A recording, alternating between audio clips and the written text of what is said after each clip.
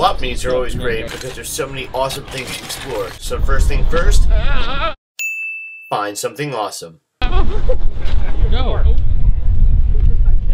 Keep going! Those damn idiots actually bought one. Next thing's next. Get everyone involved in the good old-fashioned swap meet project. Why are you...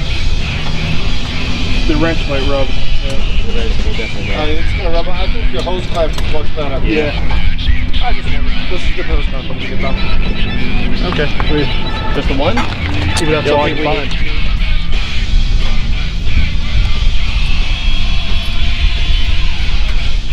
find. Then, since you're at a swap meet, see what other cool stuff you could find.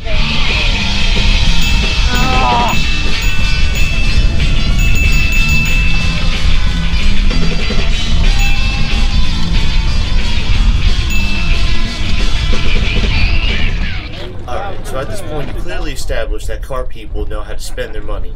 So why don't you show them how to make it back? Yeah. So it's like 70s probably. 230.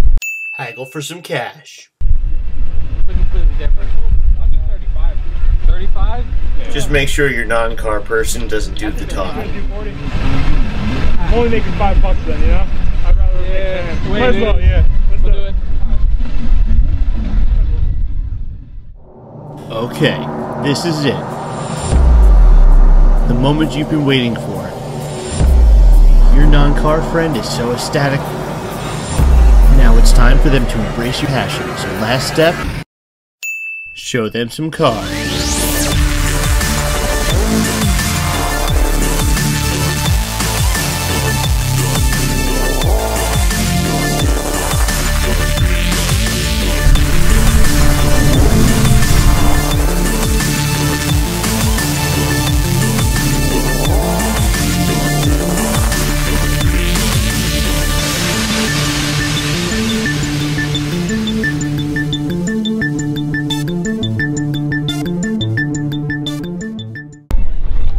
So we just met up with the owner of the ratty Oldsmobile with the crazy power plant in there.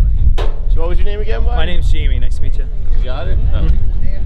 Cool. So what's the story behind the car, man? This was my first car in high school. I bought it 1998, and we put a tune port motor in it out of an IROC Camaro, and I drove it in high school.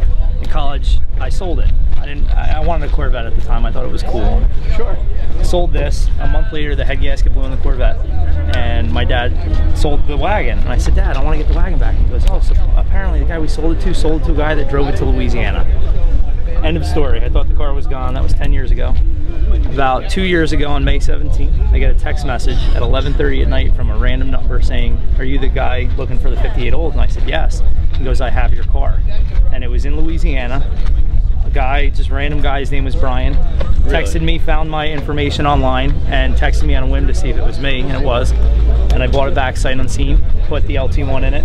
I had the floors redone, but I got it back, and the paint was peeling a little bit, and the wheels were a little bit rusted. Right. But Dude, this is my exact car from 10 years ago in high school. That's amazing. Yeah. So, how did the guy in Louisiana get in contact with you? How did he find out about? Did you have like a wanted ad out? Yeah, or you ever hear of cardomain.com? Sure. It's like the Facebook for cars. I put an ad 10 years ago on there saying if anybody sees his car, contact me, and I had an old email address, no phone number. He took the email address and Googled it and found an ad for a car that I had sold 10 years ago. And sure enough, it linked up, so I got lucky, but I got it back, bought it, like I said, bought it back sight unseen, and fortunate enough to have it back. I would lose my house before I'd lose this car again.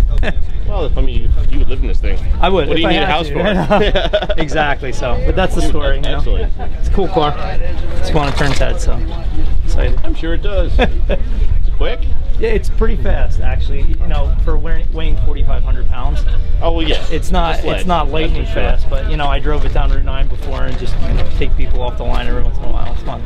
That's awesome. Yeah. Well, listen. Hey, awesome. Pleasure to meet you. Thanks so much. Thanks, man. Killer car. Thanks.